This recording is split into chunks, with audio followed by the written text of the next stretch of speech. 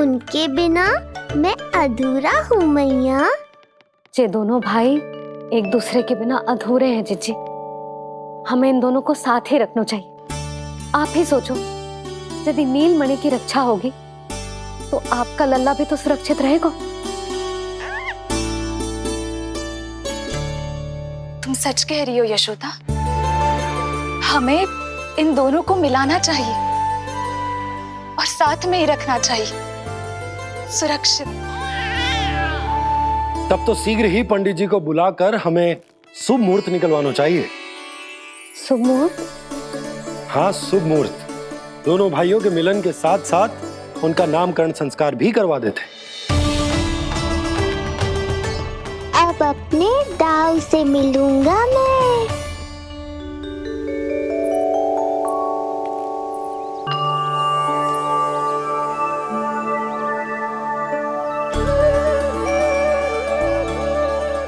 ऋषिवर की दिव्य आभा के कारण ये वातावरण कितना शुद्ध, कितना पवित्र लग रहा है ना।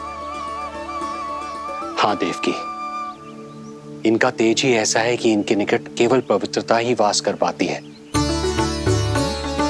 किसी भी प्रकार की दुष्टता इनके पास जाने से पहले ही नष्ट हो जाती है।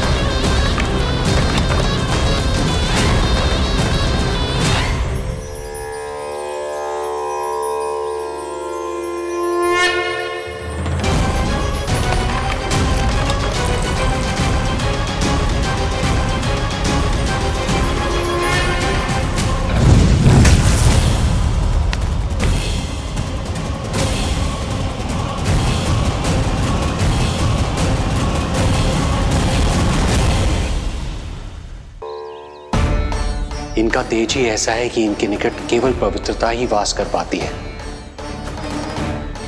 किसी भी प्रकार की दुष्टता इनके पास जाने से पहले ही नष्ट हो जाती है।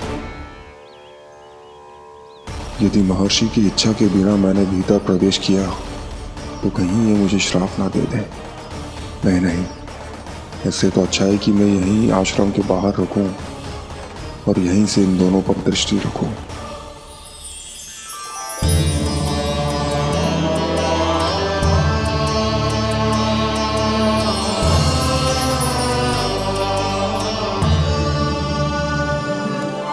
आपके आने का आभास हो गया था राजन। गुरुदेव, जो संतानें हमने खो दी है उनका श्राद्ध करवाने की विनती लेकर हम आपके पास आए हैं। आपका आना व्यर्थ नहीं जाएगा राजन, परंतु मुझे आभास हो रहा है श्राद्ध कर्म इस भेंट का एकमात्र कारण नहीं है।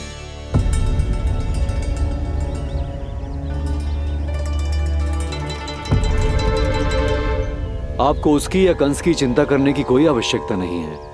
निश्चिंत होकर बताइए कि आपकी इच्छा क्या है। गुरुदेव, वर्तमान में मेरी प्रथम पत्नी रोहिणी पुत्र सहित गोकुल में निवास कर रही है। हमारे उस पुत्र का और भाभी यशोदा के पुत्र का नामकरण संस्कार करवा दीजिए। बस यही हमारा सौभाग्य होगा। मुझे कुछ सुनाई क्यों नहीं दे रहा है? देवी रोहिणी से उत्पन्न आपका पुत्र यादव कुल का राजकुमार है और यादवों का गुरु होने के नाते उसका संस्कार कराना हमारा कर्तव्य है। परंतु यशोदा पुत्र का नामकरण वो आप मुझसे क्यों करवाना चाहते हैं?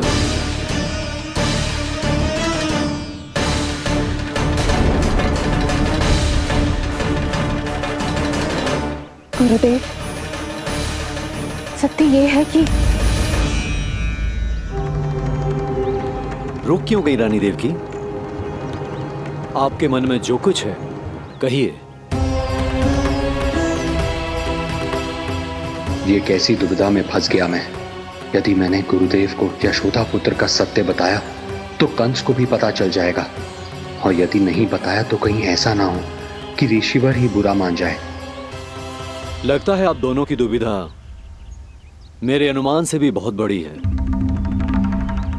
अपनी या अपने पुत्र की कुंडली लाए हैं राजन? जी गुरुदेव, अपनी कुंडली है मेरे पास। देवकी,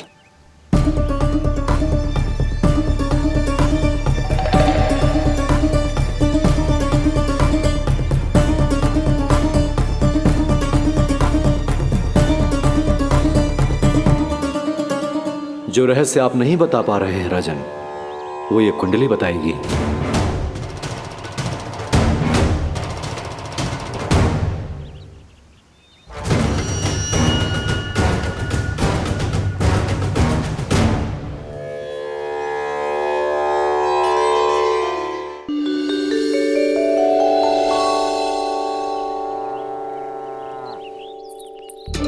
लल्ला, बता कैसी है जगदा?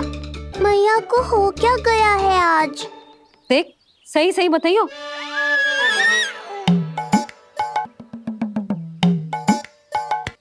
अच्छी है ना?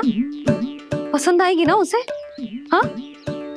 या फिर जे मोर पंख वाला मुकुट दे दूं?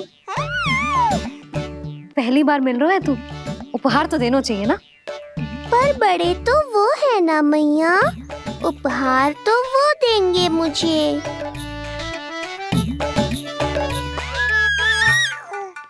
ना ना, मोर पंख वाला मुकुट तो मेरे लल्ला का है ना, जे ना दे सकते।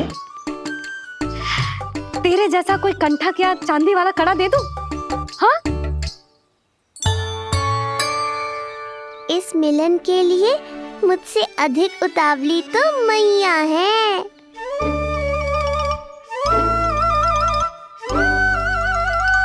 अच्छा, जे उपहार छोड़, तू तो जे बता कि तू उसे बुलाएगा क्या कह के? अन्य सभी के जैसे बड़े भैया या गांव वालों के जैसे दद्दा बुलाएगो, या फिर बड़े नगरों में जैसे बुलाते हैं ज्येष्ठ भ्राता बुलाएगो,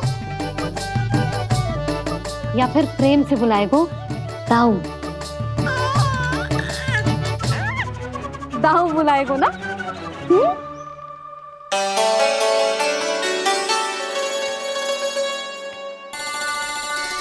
सुनो आपने, हमारे लल्ला ने निर्णय ले लियो, ये अपने भैया को ताऊ कहकर बुलाएगो। अरे वाह, लल्ला ने बोलना भले ही ना सीखो, परंतु तुम्हें बता दियो। और नहीं तो क्या, लल्ला कुछ कहे ना कहे माँ तो समझ जाती है ना लल्ला?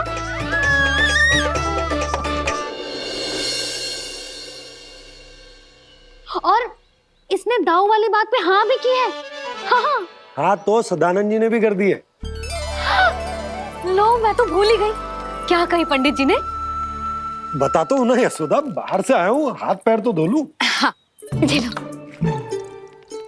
अब बताओ, कब का मुहूर्त निकालो है? तनिक हाथ मुंह पोंछ लो। अब बताओ क्या कही उन्होंने? यशोदा, थक गए हूँ, तनिक सांस तो लेने दो। बाहर से आया हूँ, जल ना पूछोगी?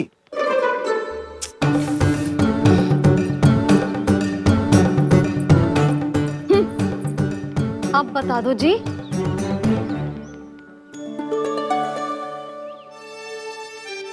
बाबा, अब बता भी दो, नहीं तो खेल खेल में खेल हो जाएगा।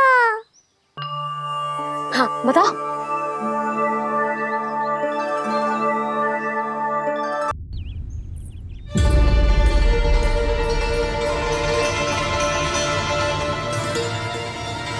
हो क्या रहा है वहां?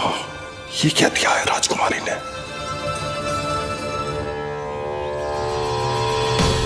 गुरुदेव, शीघ्र ही कोई मुहूर्त बता दे तो बड़ी कृपा होगी।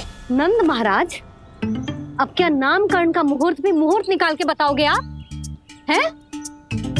क्रोधित क्यों हो रही हो यशोदा? बताता हूँ, धैर्य धरो। हाथ मुंह धो लिया, जल पी लिया, विश्राम कर लिया, अब कितनी प्रतीक्षा करवाओगे? हैं? मैं सब समझ रही हूँ, आप जानबूझ के मुझे सताने के लिए ना बता रहे। मैया कितनी भोली है बाबा, आप क्यों सता रहे हो उन्हें? बस बस बस, इतना भावुक होने की आवश्यकता ना है। बता तो, पंडित जी ने बताया है एक बहुत ही शुभ मुहूर्त आने वाले सप्ताह में ये है।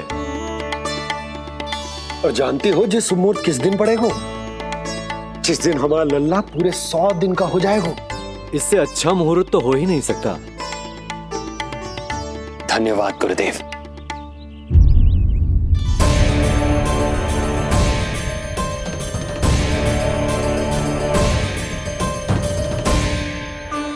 क्या हुआ गुरुदेव,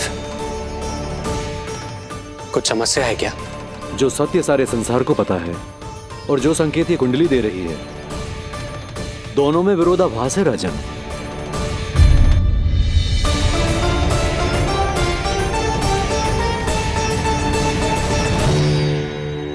मैंने कहा ना राजन, उसकी चिंता करने की आवश्यकता नहीं है।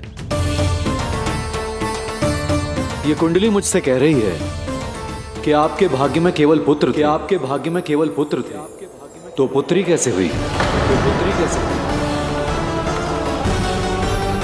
इस कुंडली के अनुसार आपकी दोनों पत्नियों के एक पुत्र जीवित हैं।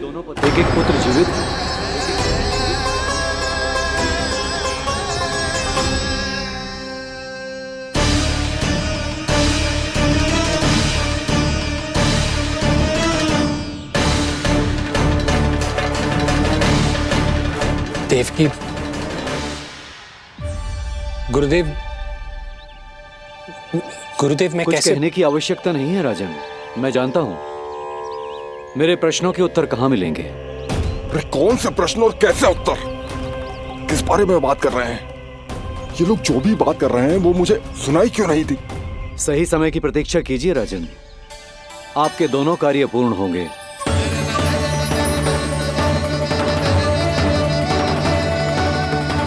अब आप निश्चिंत होकर जाइए और प्रसन्नता मनाने की तैयारी कीजिए।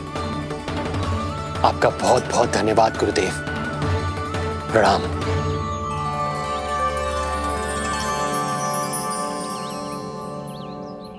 सच्ची? पहले नारायण को धन्यवाद दूं कि लल्ला को सूचना दूं? कुछ समझ में ना आ रहा। लल्ला मैं अभी आया।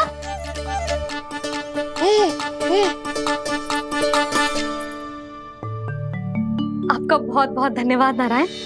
अब शीघ्र ही मेरे लल्ला और उसके दाऊ को उनके नाम मिल जाएंगे, वो नाम जिससे वे पूरे संसार में पहचाने जाएंगे। अब लल्ला को बताती हूँ। लल्ला, तू जैसे ही 100 दिवस का हो जाएगा, तेरा और तेरे दाऊ का नामकरण हो जाएगा। हाँ हाँ, किंतु आपने तो बताओ ही ना, हम इन दोनों को मिलवा कब सकते हैं? क्या देख रहे हो, बताओ तो।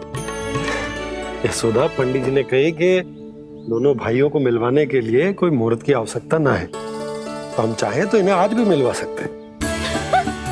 लल्ला सुनो तूने, तू आज ही अपने दाऊ से मिल सकता है। मैं अभी सारी तैयारियां करती हूँ। भव्य मिलन होगा गोकुल में, भव्य मिलन। कुंडली के अनुसार इन दोनों के 8 पुत्रों में से 2 जीवित बचे हैं। पहला तो रोहिणी पुत्र है, पर दूसरा कौन है? और वो कन्या कौन थी जिसे कंस ने मारा था? वासुदेव की कुंडली में अभी तक पुत्री योग बना ही नहीं है।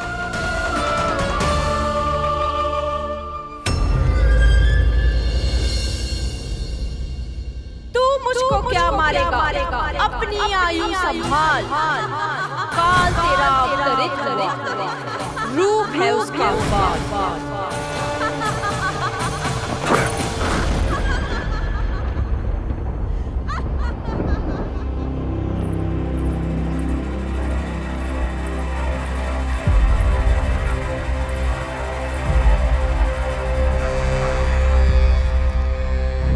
आधी रात को इस तरह से उठकर बैठे हुए हैं आप स्वामी।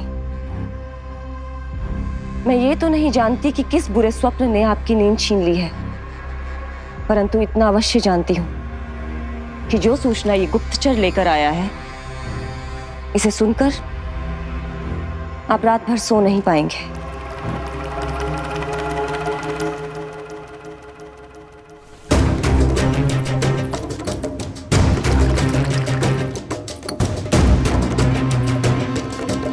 क्या सूचना है?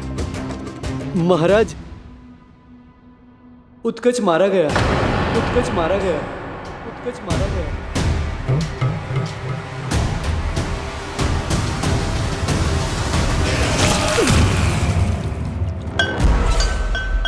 सूद बूद खो गए हो क्या अपनी?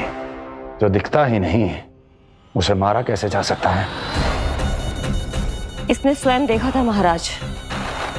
जिस शकट में समाकर शक्तासुर उस बालक को कुचलने वाला था, आपके शत्रु ने उसी शकट को चकनाचूर कर दिया।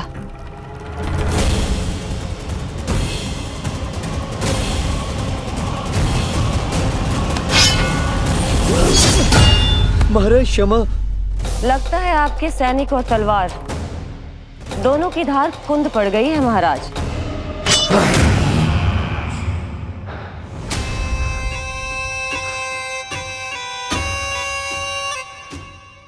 इस तलवार की धार पर अब तभी विश्वास दृढ़ होगा जब ये उस बालक के रक्त से स्नान कर लेगी।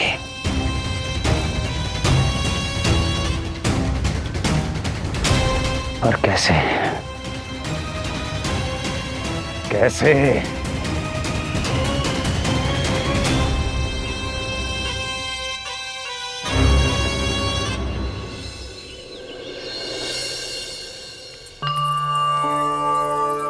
कैसी लगी तुझे दाऊ से मिलने की तैयारी?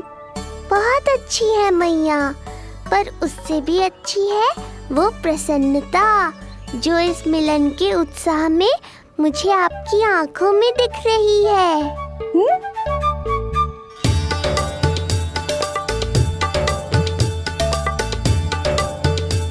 यशोदा, तुमने तो दो भाइयों के मिलन को भी त्योहार बना दिया। हाँ तो जे किसी त्योहार से कम थोड़ी ना है। जे शुभ दिन दोनों भाई के मिलन को पूरा गांव देखेगो। तो फिर अब बड़ी मैया को बुलाओ ना मैया। यशोदा जी, रोहिणी जीजी इतनी प्रतीक्षा क्यों करवा रही है? इतने दिवस से छुपा के रखे हो लल्ला को, अब तो शीघ्रता करनी चाहिए ना, है ना भाभी? प्रतीक्षा अवश्य की है, किंतु फल भी तो मीठा मिलेगा।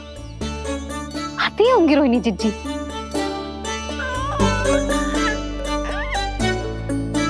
जीजी, कहीं उन्होंने अपना विचार तो ना बदल दियो?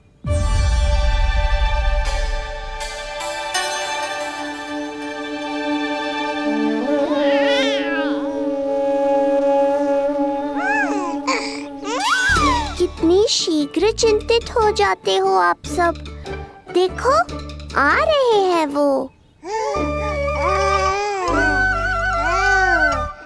लाल छुपा रखने को विवश थी नियति की सताई, भूल के भय माज प्रभु की जग सम्मुख है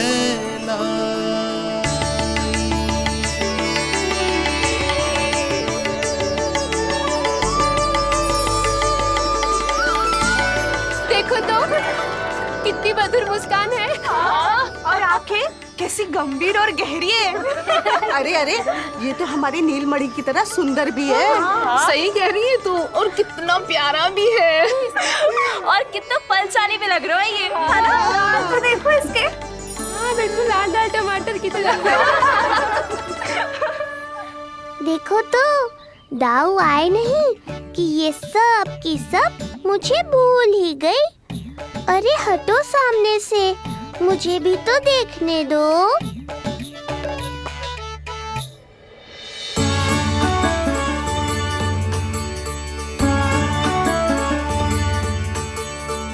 मैया सहायता करो ना।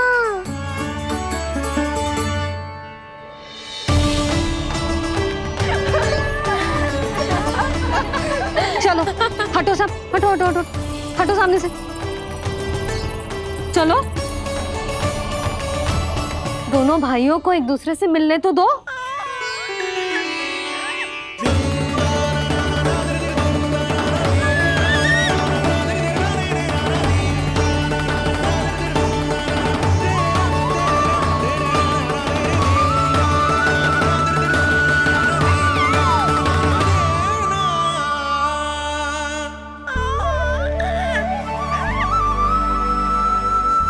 चल लल्ला, चल आजा। देख लल्ला, आ गए जी तेरे भैया, तेरा दाऊ। जी भर के बातें करो और निहारो एक दूसरे को। लाओ जिज्जी, आजा। ये रहे तेरे दाऊ। आओ जिज्जी।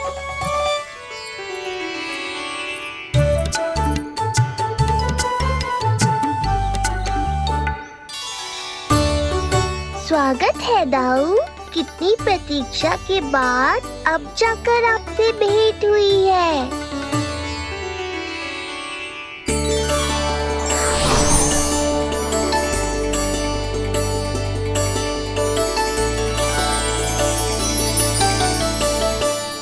क्या हुआ दाऊ, मुझे पहचान नहीं पा रहे?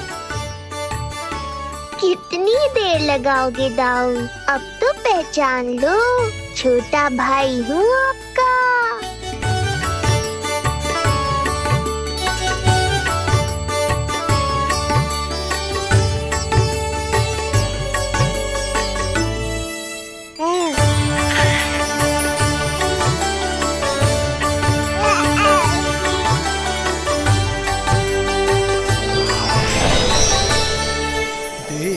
प्रभु को भक्त शेष की आंखें है भर आई, भावुक हरि भी निहारे की अब मिलन की बेल आई।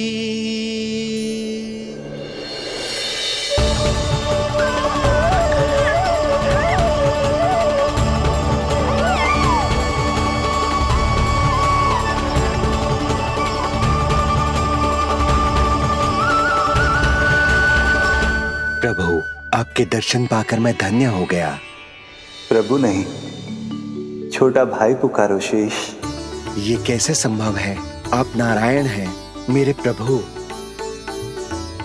ये जानते हुए भी मैं आपसे बड़ा कैसे बन सकता हूँ?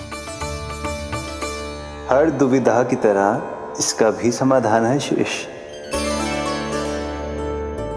अब तो हम एक दूसरे से मिल भी चुके हैं। पृथ्वी पर हमारा सूत्र जुड़ चुका है, इसलिए समय के साथ तुम ये भूल जाओगे कि तुम्हारा ये भाई मेरा ही अवतार है। ये क्या कह रहे हैं प्रभु? वही जो आवश्यक है, नहीं तो तुम नीलमणि के बड़े भाई होने का कर्तव्य कैसे निभाओगे? कैसे डांटोगे मुझे? और बड़े होने के नाते मुझ पर अधिकार कैसे दिखाओगे? पर प्रभु, पर किंतु परंतु ये सब भूल जाओ शेष। आज से इसी क्षण से मैं हूं तुम्हारा छोटा भाई और तुम मेरे ताऊ। मैं हूं तुम्हारा छोटा भाई और तुम मेरे ताऊ। नारायण नारायण दाऊ। दोनों इतने सुंदर लग रहे हैं, मेरी तो दृष्टि भी ना हट रही इससे। कहीं मेरी ही दृष्टि ना लग जाए नहीं। ये तो प्रतिदिन की कथा है दाऊ। हे नारायण, मेरे कानों से तो अभी से रक्त निकलने लगा। आदत डाल लो दाऊ, अब तो सहना ही पड़ेगा। वो देख रहे हो, सुलक्षणा चाची सबसे अधिक चतुर यही है। केवल अधिक चतुर ही नहीं नीलमणि, बहुत अधिक सयानी भी है ये। बिल्कुल सही पहचाना दाऊ, पर आप चिंता मत करो, मैं हूँ ना, मैं संभाल लूंगा इन सबको। देखो तो जिज्जी, इन दोनों की दृष्टि एक दूसरे से ऐसी चिपक गई है कि अब हटने का नाम ही ना ले रही। ये सूचक है उस प्रेम के बंधन का जिसमें ये दोनों भाई आज के बाद सदा के लिए बंध जाएंगे।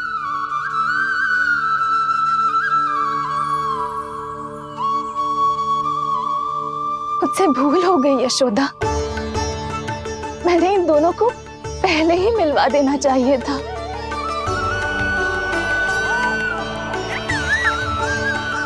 मैं कहती थी ना आपसे।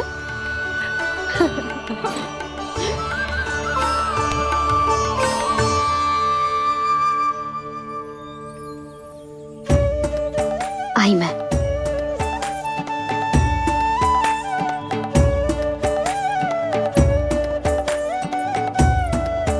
क्या सोच रहे हो ऐसे खड़े खड़े? देख रहा हूं दोनों भाइयों का ये मिलन किसी त्योहार से कम थोड़ी ना। सही कहा था तुमने।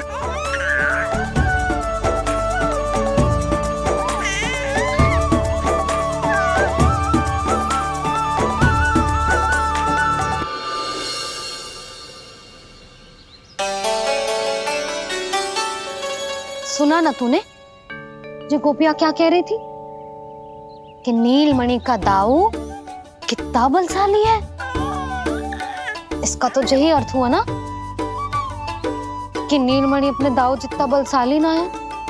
अब समझा मैया कि आज मुझसे इतना व्यायाम क्यों करवाया जा रहा है।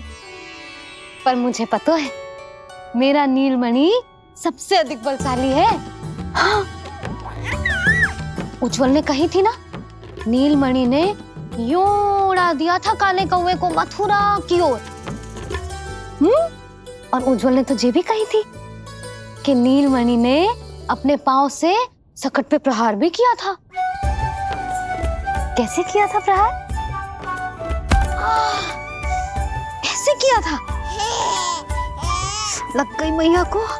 कैसे किया था? फिर से बता कैसे किया था?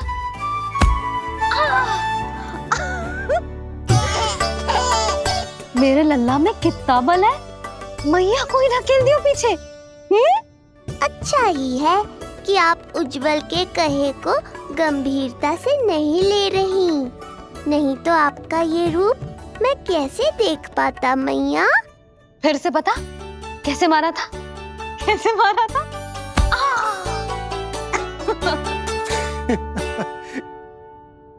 लल्ला तू बड़े के जैसे कब से हंसने लगो?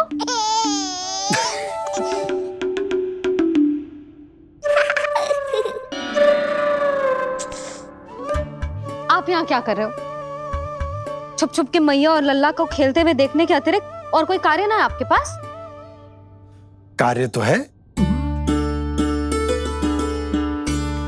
पर यह अधिकार भी है कि मैं अपनी बड़ी सी पत्नी को अपने छोटे से लल्ला के साथ छोटे बालकों की तरह व्यवहार करते हुए देखूं। हाँ? अब देख लियो ना, अब जाओ अपना कार्य करो। कार्य तो कर लूंगा, परंतु मेरा पेट मुझसे कह रहा है कि इसे भूख लगी। भूख लग गई? भोजन का समय होगा। अभी लगाती हूँ भोजन।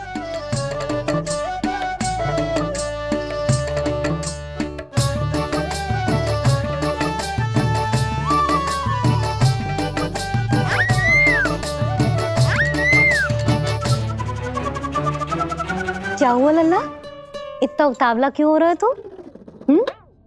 तुझे भी भूख लगी आई है क्या?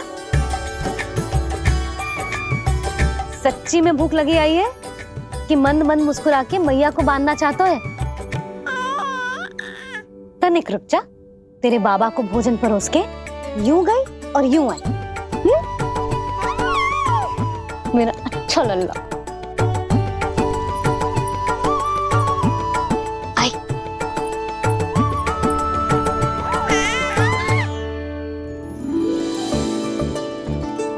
आज केवल रोटी है खाने में? ना, दाल है ना, तरकारी भी है, दही है, लड्डू भी है। तो दाल ले आओ। अभी लाई है।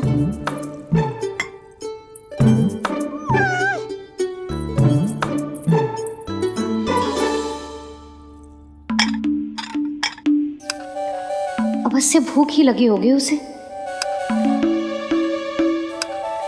यशोदा, दही नहीं दाल। क्षमा करना, भूल हो गई।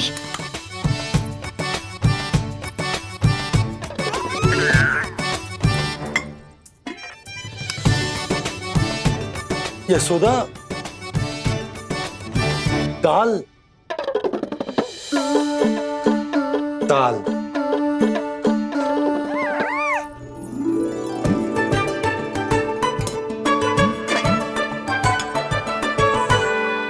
अब ऐसे क्या देख रहे हो? बोला ना भूल हो गई। सब मिला के खा लो, पेट में तो मिलना ही है। थोड़े चावल मिलेंगे? हाँ मिलेंगे, अवश्य मिलेंगे।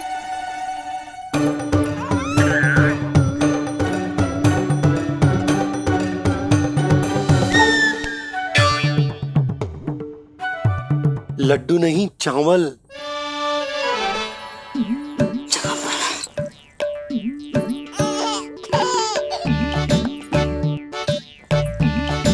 हंस क्या रहे हो जी?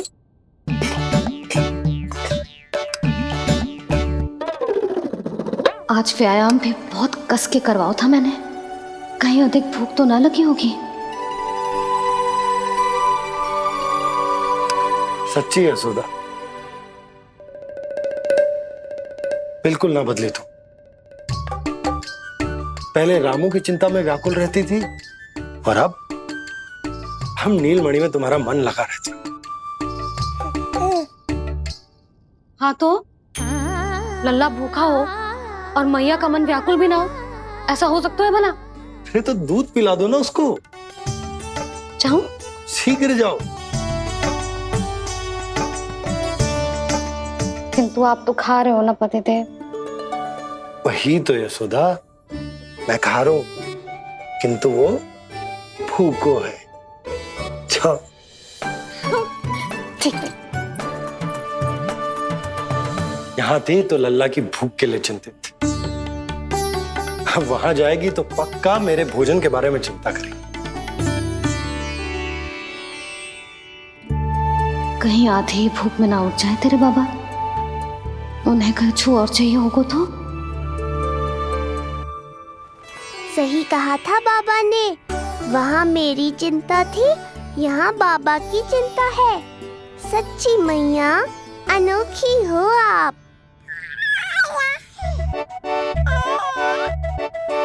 अरे इतने से पेट भर गया तेरा? ना, ये वाली मुस्कुराहट तो मत ही दिखा मुझे।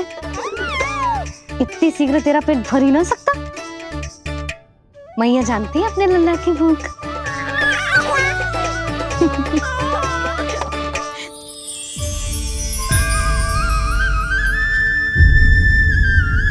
ये क्या है लल्ला? ये क्या था तेरे मुंह में? दिखा दिखा।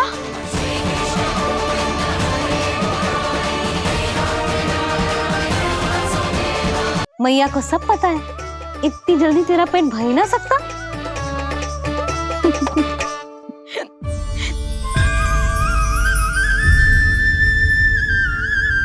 ये क्या है लल्ला? ये क्या था तेरे मुंह में? दिखा। ओहो, मैं तो भूल ही गया था कि मेरे भीतर ही तो सारी सृष्टि समाई हुई है। मैया ने उसकी झलक देख ली, अब क्या होगा? क्या हुआ यशोदा? सुनो जी, हमारे लल्ला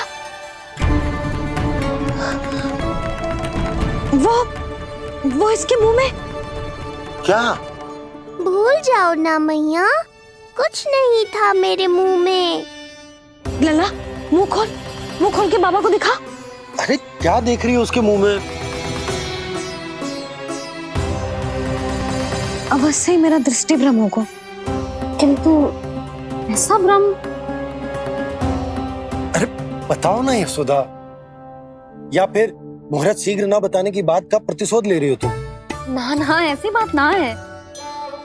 तो फिर बताओ ना क्या बात है? हाँ? मैंने लल्ला के मुंह में कुछ देखो। क्या देखो? अब फंस गया मैं। मैया बाबा को सब कुछ बता देंगी और राय का पहाड़ बन जाएगा। फिर कैसे संभालूंगा इन दोनों को? ऐसे लगो जैसे जैसे जैसे पूरा का पूरा ब्रह्मांड। ब्रह्मांड लल्ला के मुंह में। अच्छा, तुम मेरा मुंह देखो।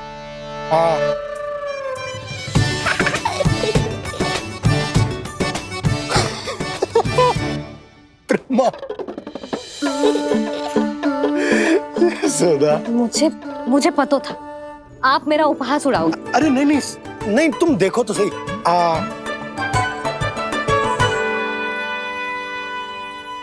ब्रह्मांड ना सही, गोकुल तो दिखना चाहिए। अरे गोकुल को राजा हूं मैं, है कि ना? है? देखो, अरे देखो। धन्यवाद बाबा, आपने इस बात को गंभीरता से नहीं लिया, इसलिए अब मैया भी नहीं लेंगी। आज तो बचा लिया आपने। आज के बाद ना आपको कुछ बताऊंगी ही ना। आप जाओ, नामकरण उत्सव की तैयारी करो। और हाँ, इस बार भी उत्सव छोटा ही करना है, जो तो मत ही बोलना आप। हाँ। अब इसे कैसे समझाऊं कि हम कोई भी उत्सव बड़ा ना कर सकते? व्यर्थ ही कंस की दृष्टि पड़ जाएगी हम पर।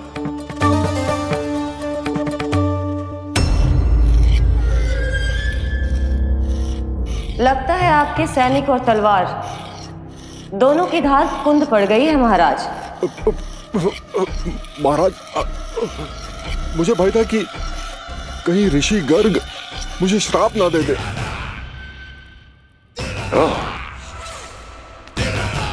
तो श्राप से भयभीत हो गए दुर्जन, किंतु कंस तो कोई श्राप नहीं देता, सीधा मृत्यु देता है। ऐसा न करे महाराज, दया करें, दया निदान। यदि मैं उनकी इच्छा के विरुद्ध भीतर जाने की कोशिश करता तो जितनी सूचना मुझे मिली है उतनी भी नहीं ला पाता। तब आपको कैसे पता चलता महाराज कि आपकी बहन और बहनोई मात्र अपनी वृद्ध संतानों के श्राद्ध के लिए वहां नहीं गए थे?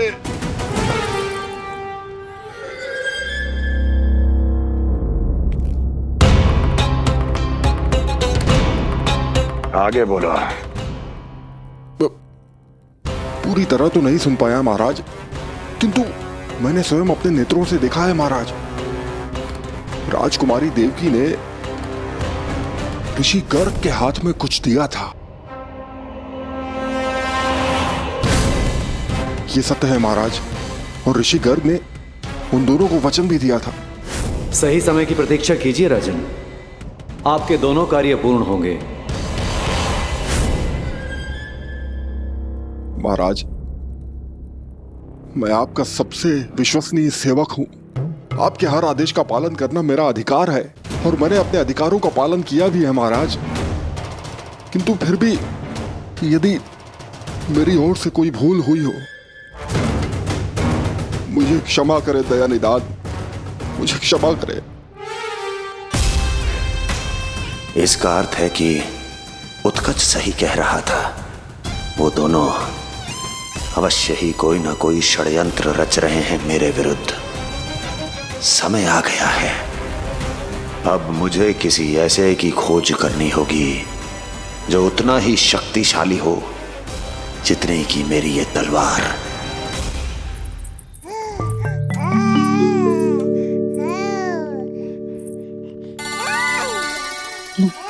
अभी से पुकारने लगो जी, अभी तो आई हूँ रसोई में।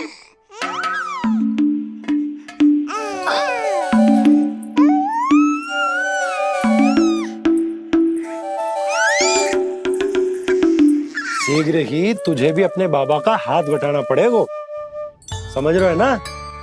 बटाएगो ना हाथ? अभी जे 100 दिन का भी ना हो और जे इस नन्हे से बालक को काम काज का भार सौंपने की बात करने लगे। काम का नाम सुनते ही मुख से स्वर ना निकल रहे तेरे? अभी तो बड़ा ऊ कर रहा था। बता, हाथ बटाएगो के ना? अरे बता ना।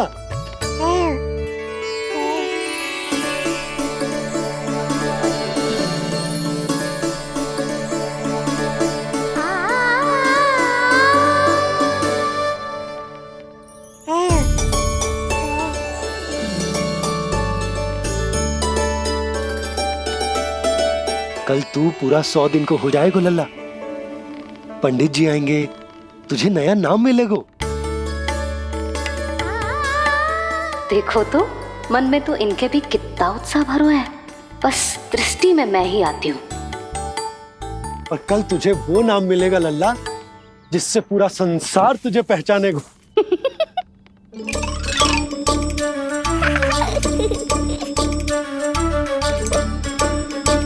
अब लल्ला, कितना कार्य शेष है और तूने मुझे बातों में लगा लियो। मुझे क्यों फंसा रहे हो बाबा? छुपाने की कोई आवश्यकता ना है।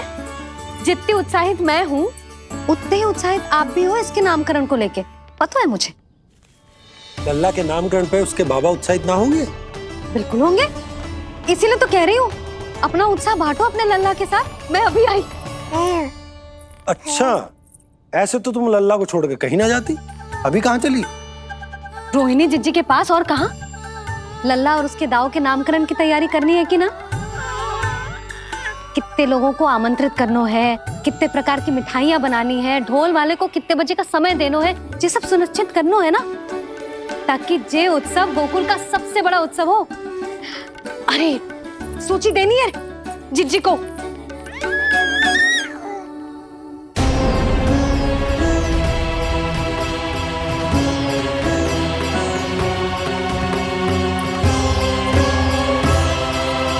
सबकी कोई आवश्यकता ना है। आवश्यकता ना है मतलब? कहना क्या चाहते हो आप? मैं ये कहना चाहता हूं कि यशोदा, सत्य तो ये है कि हमें दुख में ना अत्यधिक दुखी होना चाहिए और ना सुख में अत्यधिक उत्साहित। प्रसन्नता कितने भी क्यों ना, हमें उत्सव संयम से ही मनाना चाहिए। इतने वर्ष संयम ही तो रखा था ना नंद जी। ये समय संयम का ना आनंद से बावले हो जाने का है। यशोदा, हम आयोजन छोटा ही करेंगे। मैं कुछ सोच समझ कर ही तो कह रहा हूँ। पर क्यों? मुझे भी तो समझाओ। हर बात समझाने की ना होती है यशोदा। अच्छा, पति पत्नी में भेद हो तो है? ठीक, मैं कोई भेद ना रखूं। जो भी अब तक मैंने तुम्हें ना बताया है वो सब बताऊं। ओहो, क्या कर रहे हो बाबा? कंस के बारे में कुछ बता मत देना मैया को। वो मंगला है ना, उसने आज शाम को ही बछड़ा दियो और भाद्रपद का मास लगभग बीतने को ही है, तो धीरे धीरे शरद ऋतु आ जाएगी, दूध की हानि भी कम हो जाएगी। हाँ? और वो सरजू है ना, उसको बैद जी ने पूरे पखवाड़े का विश्राम के लिए कहा है। क्यों? क्योंकि वो ठाट से गिर गए थे और गिरते समय उसे भीतरी चोट लग गई थी। अरे बस बस बस, ये सब मुझे क्यों बता रहे हो? इसका नामकरण से क्या संबंध? तुम्ही ने तो कही ना कि पति पत्नी के बीच में कोई भेद ना होता। तो मुझे जो भी बात पता है मैं तुम्हें बताऊंगा। कितनी समझदारी से बात बदल देते हो आप, और भोली भाली मैं आपकी बातों में आ जाती हूँ और इस सब में असली बात तो रह ही जाती है। किंतु आज बात मेरे लल्ला की है। उत्सव तो विशाल ही होगा और इस बारे में कछु और ना सुनूंगी मैं।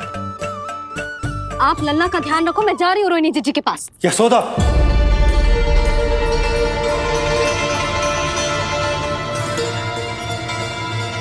बात केवल सुनने की ना होती, उसे समझना भी पड़ता है।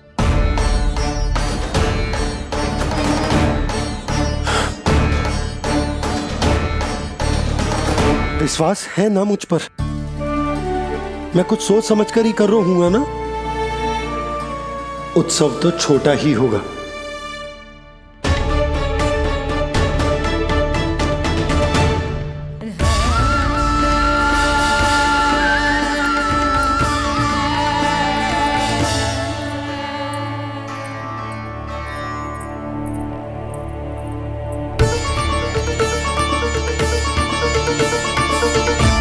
क्षमा करना लल्ला, तेरी मैया को डांटना पड़ गया। आपको मेरी सुरक्षा की चिंता है बाबा, समझता हूँ मैं, इसलिए आपने ये निर्णय लिया है। समझ में नहीं आता, कब कौन सा निर्णय क्यों लेते हैं आप? यदि कंस को समझना इतना आसान होता तो कंस नहीं होता। ये नया सिंहासन उसके लिए है जो मेरा विश्वास पात्र बनेगा। मेरे दाहिने हाथ की तरह मेरे मन के सबसे निकट होगा वो। मंत्री परिषद में विशेष स्थान की प्राप्ति होगी। मेरे बाद पूरे राज्य के लिए उसी का वचन होगा। शासन।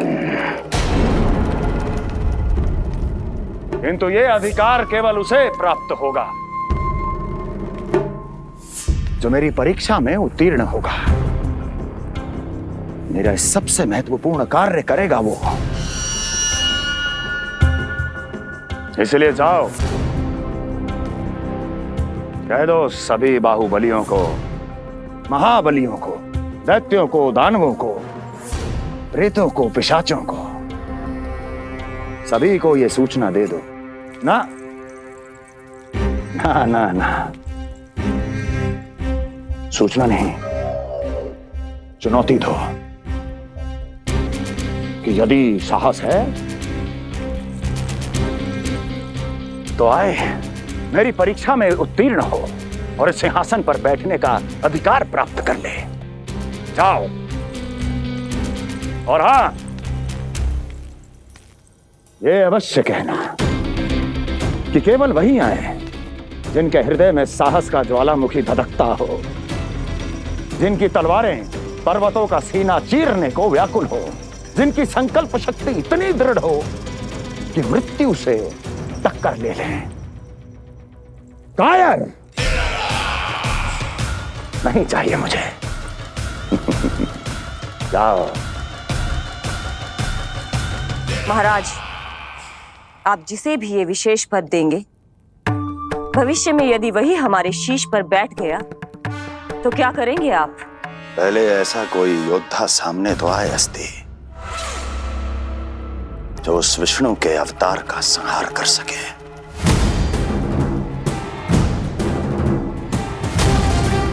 और जहां तक प्रश्न है हमारे शीश पर बैठने का, तो स्मरण रखो अस्ति, कंस को अच्छी तरह आता है ऐसे दुस्साहसियों को बीच दरबार में खड़ा करके अपनी उंगलियों के संकेत पर नृत्य करवाना। ता दीर्घ ता और अपना कार्य सिद्ध होने के बाद उनके तन से उनके शीश को उतारना। कंस को भलीभांति आता है।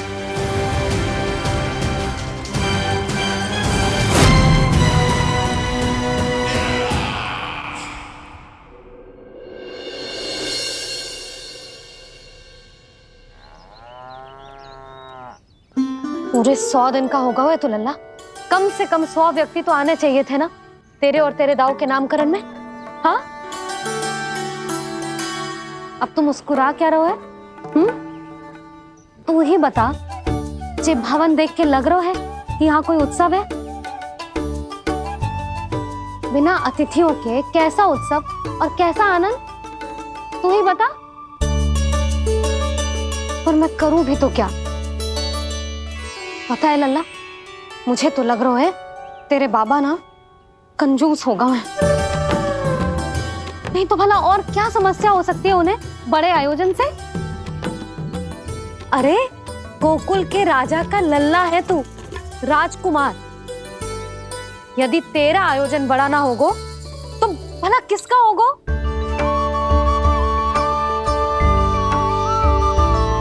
मेरी ही भूल है, मैं भोली हूं, इसीलिए व्यर्थ में तेरे बाबा की बातों में आ गई।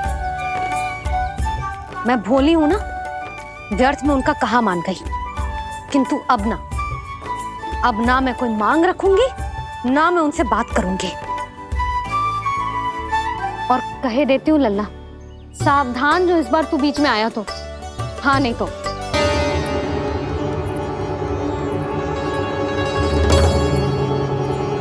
क्या होगा? हाँ सब ठीक तो है ना? आप इतनी चिंता में क्यों हो जी? कोई बुरी सूचना तो ना मिली? अब जे मत ही कहना कि जे भी मुझसे छुपाना पड़ेगा। जो भी है मुझे बताओ। पंडित सदानंद जी महाराज वो नामकरण के लिए ना आ सके। उनकी बिटिया के पांव भारी, उसे लिवाने वो समझाने गए। ये तो शुभ समाचार है।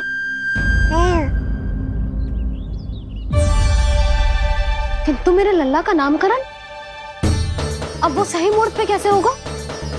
वही तो समझ ना आ रहा। ऐसे मन छोटा करने की आवश्यकता नहीं है मैया बाबा। आप दोनों तो स्वागत की तैयारी करो, आ रहे हैं वो।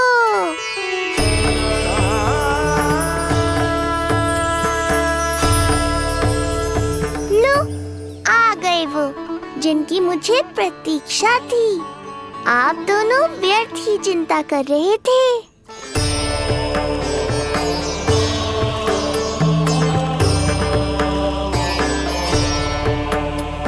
अब कौन करेगा मेरे लल्ला का नामकरण? ऋषि गर्ग, नंदराज, रानी भाभी, महान ऋषि गर्ग हमारे गांव में पधारे हैं।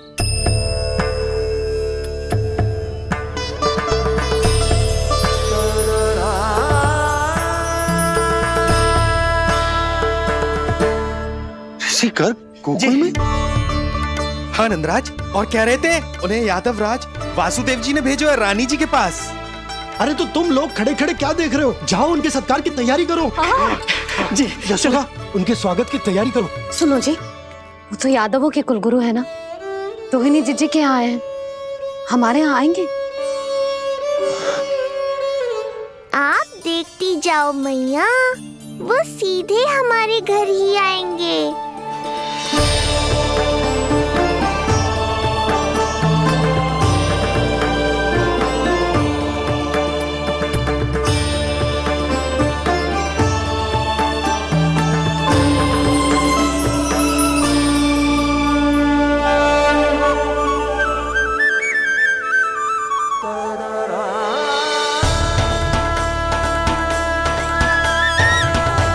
ये क्या हो रहा है मुझे? मैं उस भवन की ओर क्यों बढ़ा जा रहा हूँ? क्योंकि आपके यहाँ आने से ही मेरी मैया बाबा की चिंता समाप्त होगी ऋषिवर। ये बात तो मैं न जानता, परंतु मुझे जाकर उनको स्वागत करना चाहिए।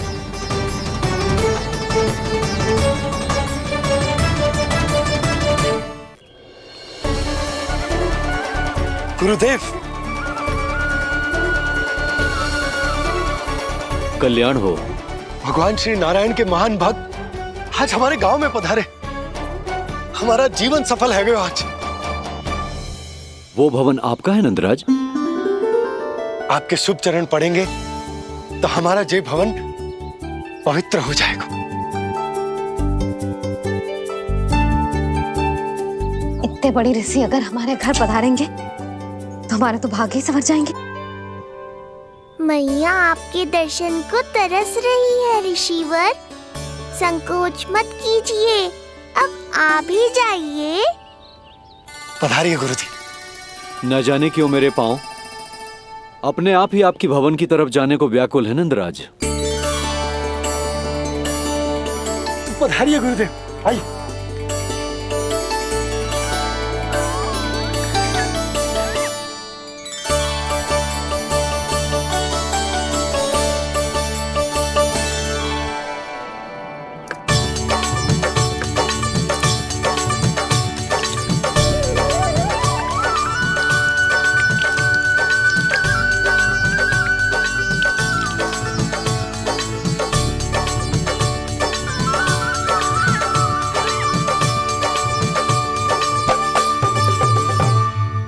कल्याण हो। पधारिए।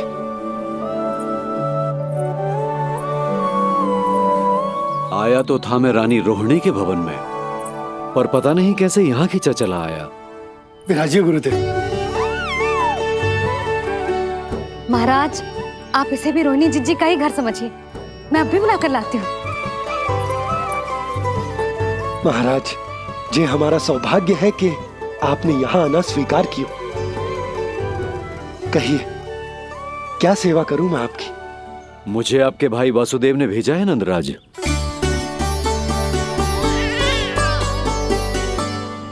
प्रणाम गुरुदेव।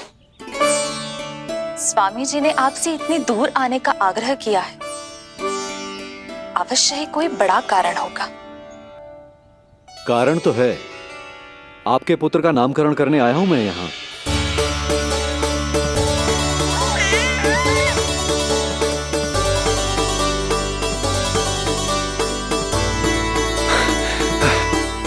ऋषिवर, तब तो आप अत्यंत ही शुभ दिन पधारे। आज का ही मुहूर्त निकलो है भाभी के लल्ला और हमारे लल्ला के नामकरण के लिए। हम तो पंडित जी गांव से बाहर हैं, इसीलिए आप। अब तो आप यहाँ आ गए हो, आप हमारे भी लल्ला का नामकरण कर दो ना। पुत्री, ये क्या कह रही हो तुम?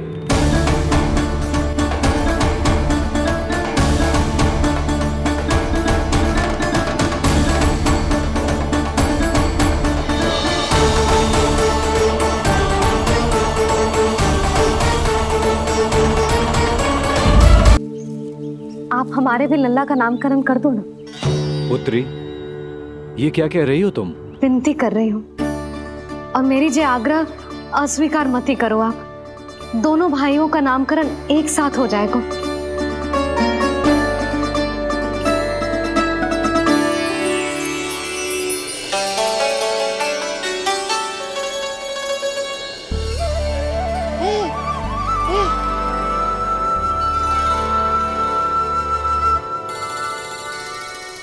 कितने प्यारे और निर्दोष बालक हैं।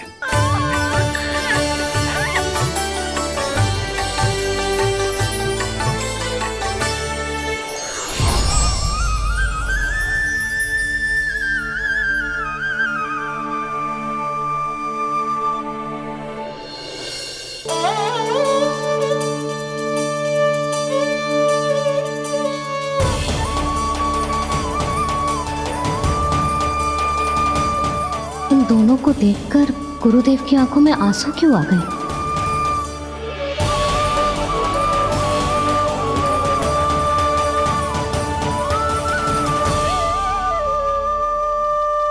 ये क्या कर रहे हैं ऋषिवर?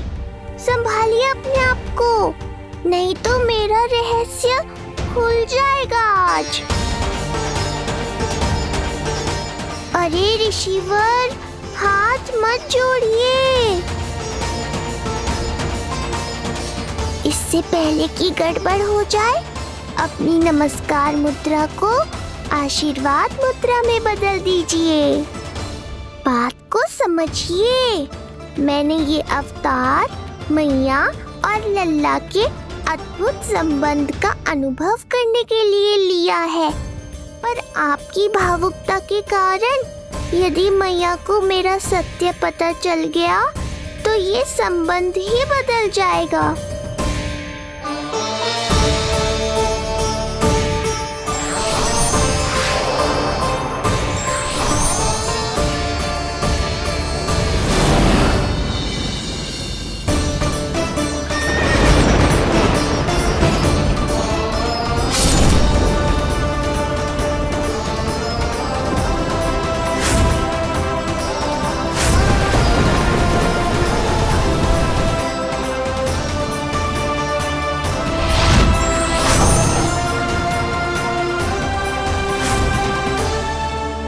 अब आप सब कुछ जान चुके हैं ऋषिवर, इसलिए अब मेरे सामने हाथ जोड़कर मेरे सत्य को उजागर मत कीजिए। अपने शिष्य वसुदेव के पुत्र के रूप में मुझे आशीर्वाद दीजिए।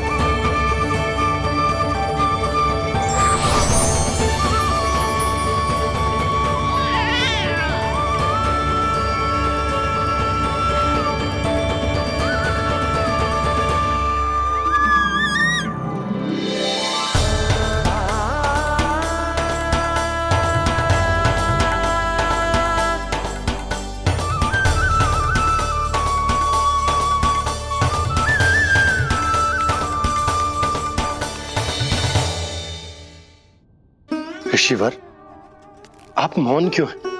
और आपकी आंखों में आंसू, सब कुछ ठीक है ना? अब तो आप हमारे लल्ला का नामकरण करोगे ना? इन दोनों का नामकरण करना मेरा सौभाग्य होगा पुत्री।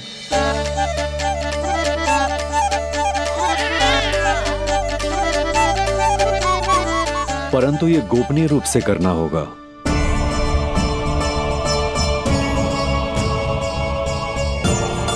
अवश्य ही स्वामी का आग्रह होगा, ताकि कंस की बुरी दृष्टि हमारे पुत्र पर ना पड़े। ये तो बहुत महान ऋषि हैं, इन्हें कंस के अत्याचारों के बारे में अवश्य पता होगा। अपनी संतान का नामकरण संस्कार करना एक मां के लिए उत्सव से कम नहीं होता है, पर यह छुपकर करना होगा। आप दोनों को स्वीकार तो है ना? जैसी आपकी आज्ञा गुरुदेव। स्वीकार है गुरुदेव। तो फिर कहाँ करना है हमें नामकरण का प्रबंध? गुरुदेव, मंदिर सही रहेगा? उससे पवित्र स्थान तो हो ही नहीं सकता है।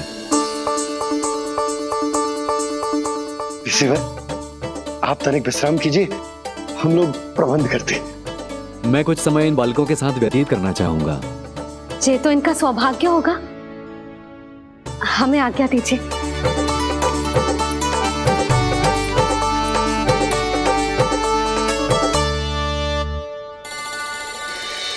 प्रभु, स्वयं भगवान होकर भी आपको बंदी गृह में जन्म लेना पड़ा।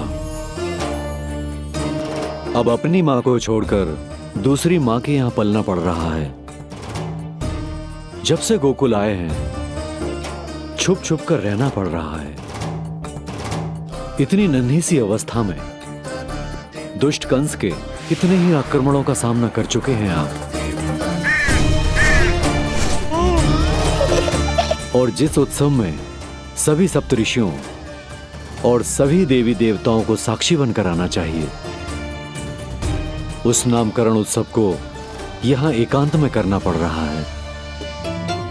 क्यों प्रभु, इतने कष्टों को सहकर ये अवतार क्यों लिया है आपने?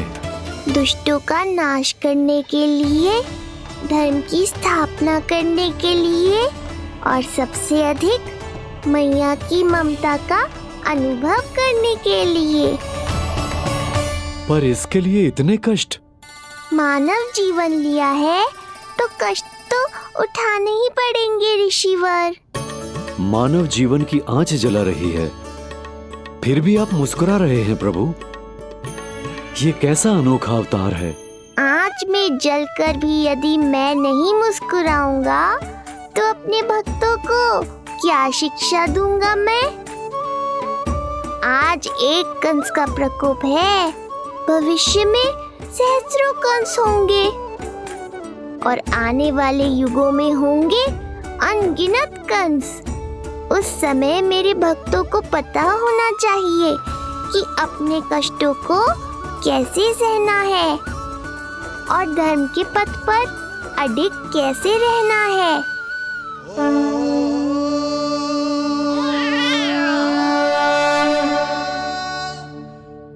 आप धन्य हैं प्रभु।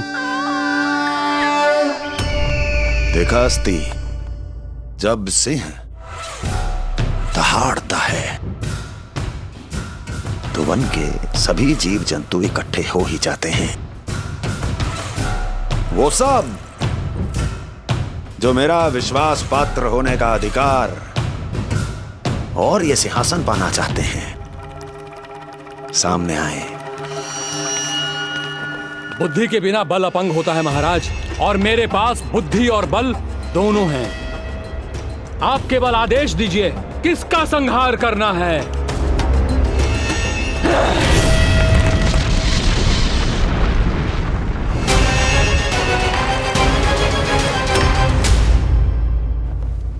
सारी तैयारी हो गई।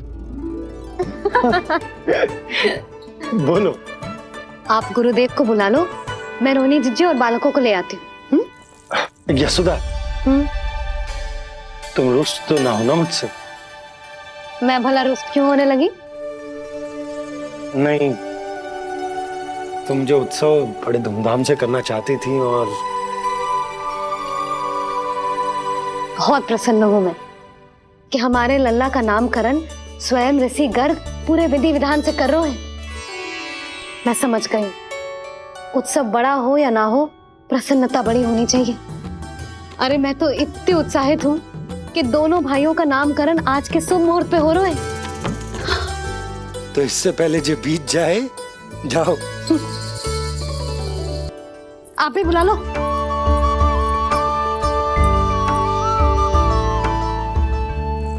यहाँ सब के सब एक से बढ़कर एक है, तो फिर अपने कार्य के लिए किसका चुनाव सबसे पहले करूं? मेरा सामर्थ्य तो आपने अभी तक देखा ही नहीं महाराज। चुटकी बजाकर शत्रुओं का विनाश कर सकता हूं मैं।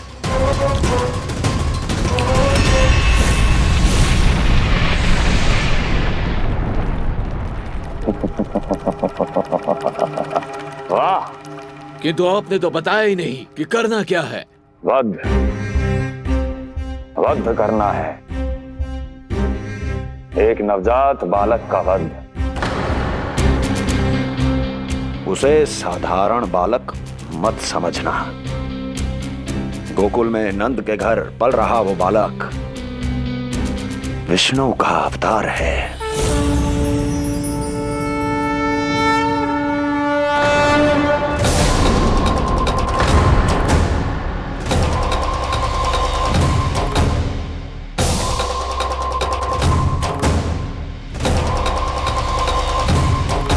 क्या हुआ? इतना सन्नाटा क्यों छा गया? क्षमा कीजिए महाराज, पर मैं नन्हे बालकों के साथ हिंसा नहीं करता। विष्णु अवतार बड़ा छलिया है महाराज, मैं उसका मुख भी नहीं देखना चाहता।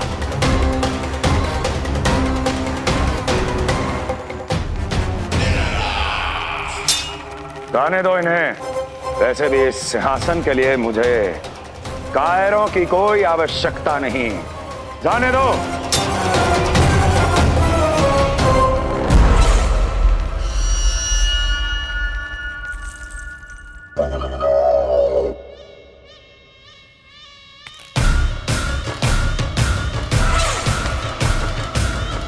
दुर्जन, क्या कहा था मैंने कहा था केवल वही आए जिनके हृदय में साहस का ज्वालामुखी धधकता हो, जिनकी तलवारें पर्वतों का सीना चीरने के लिए व्याकुल हो, जिनकी संकल्प शक्ति इतनी दृढ़ हो कि वो मृत्यु से टक्कर ले जाएं। वही होगा इस सिंहासन का असली अधिकारी। महाराज,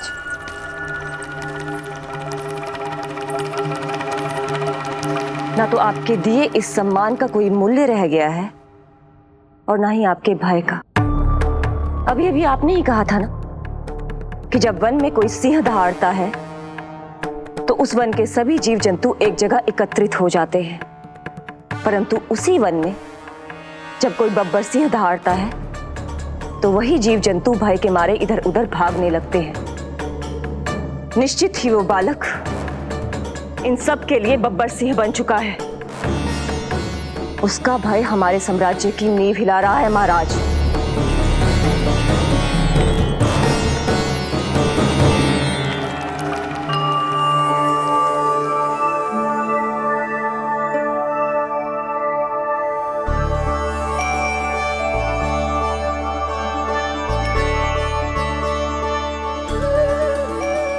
हे नारायण, मेरा मार्गदर्शन कीजिए। हे मां सरस्वती, मुझे आशीर्वाद दीजिए ताकि मैं दोनों बालकों के लिए सर्वोत्तम नामों का चुनाव कर पाऊं।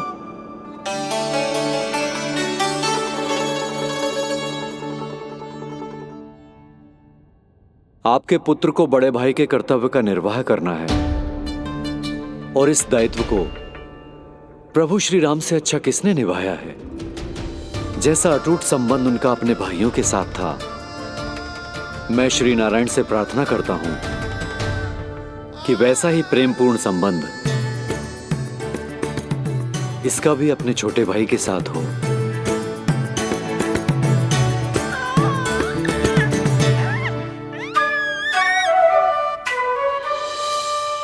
इसीलिए इसका नाम राम राम, इसीलिए इसका नाम राम राम, इसीलिए इसका नाम राम।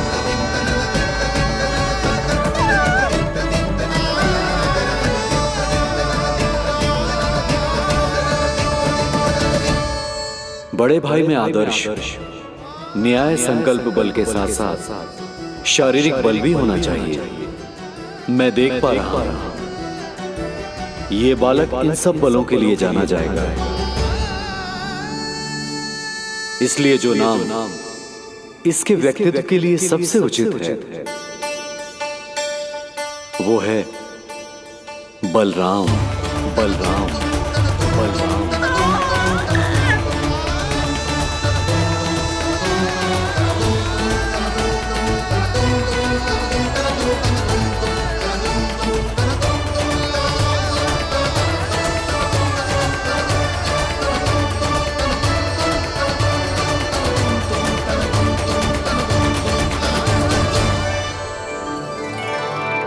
बलराम,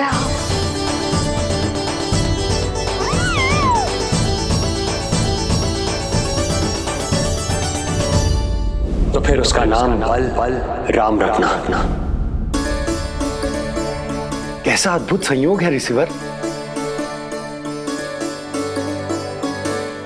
जब इसके जन्म की सूचना देने मैं वसुदेव भैया के पास मथुरा गया था, तब उन्होंने भी यही नाम रखा था, बलराम।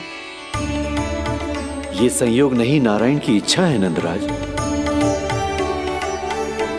बलराम से अधिक उपयुक्त नाम इस बलराम के लिए कुछ और हो ही नहीं सकता है।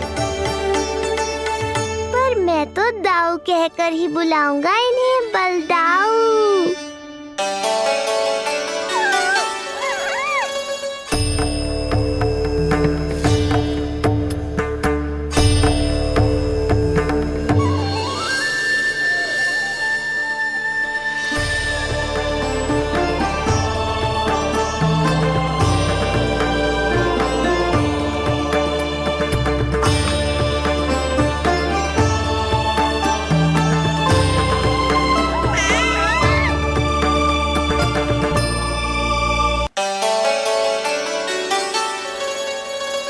सुना पुत्र, आज से तुम्हारा नाम होगा बलराम। बलराम, बलराम।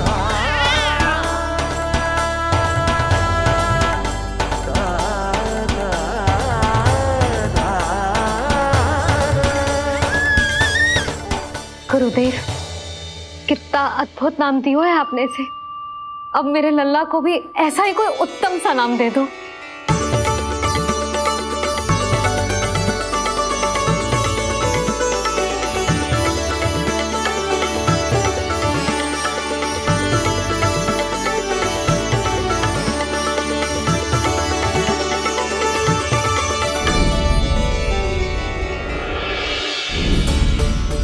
ये कठिन दायित्व आपने ही मुझे सौंपा है प्रभु, इसे निभाने की क्षमता भी आप ही दीजिए।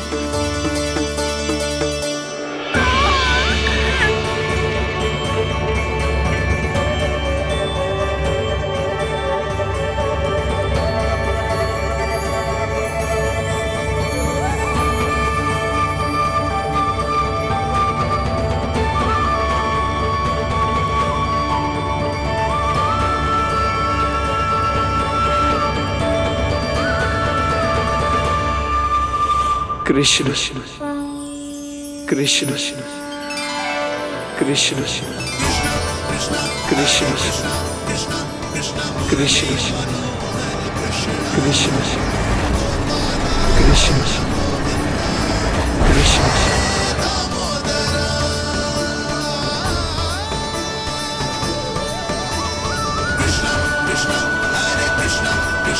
कृष्ण मुरली मनोहर कृष्ण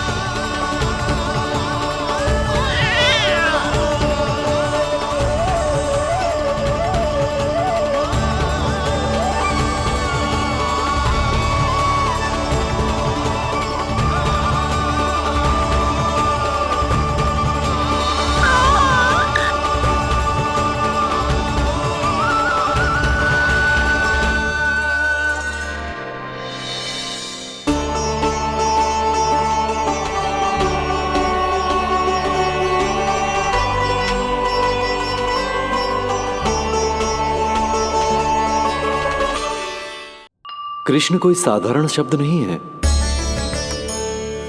ये अनेक विशेषताओं से भरा हुआ है। क बना है कमलकांत से, अर्थात वो जो श्रीपति विष्णु जैसा हो।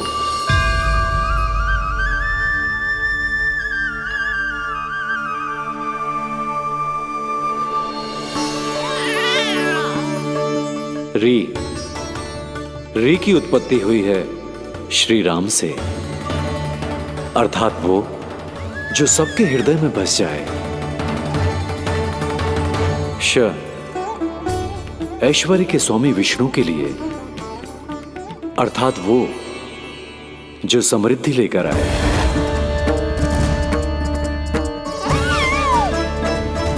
और ना है नरसिंह के लिए, अर्थात वो जो रक्षा करे।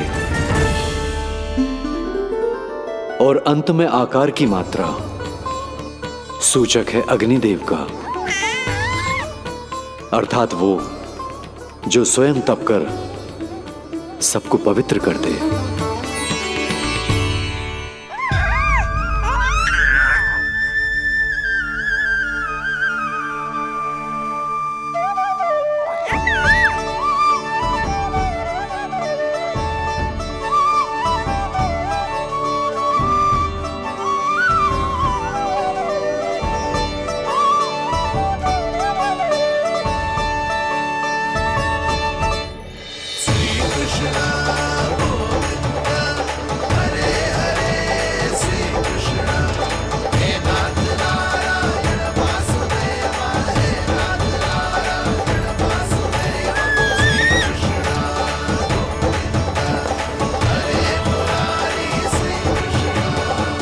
आज से तुम्हें सारा संसार जिस नाम से पहचानेगा वो नाम है कृष्ण। वो नाम है कृष्ण। वो नाम है कृष्ण। वो नाम है कृष्ण। कृष्ण कृष्ण कृष्ण कृष्ण कृष्ण कृष्ण कृष्ण कृष्ण कृष्ण कृष्ण कृष्ण कृष्ण कृष्ण।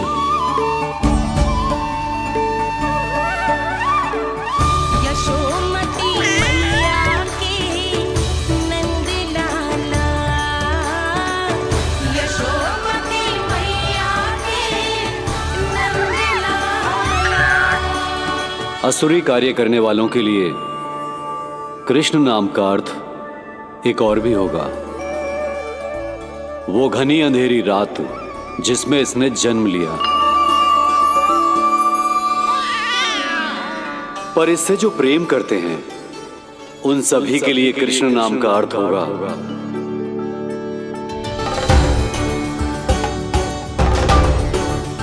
अतुलनीय सुंदरता और अथाह प्रेम।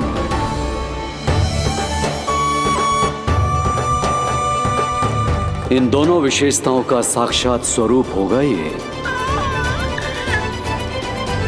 कृष्ण। कृष्ण कृष्ण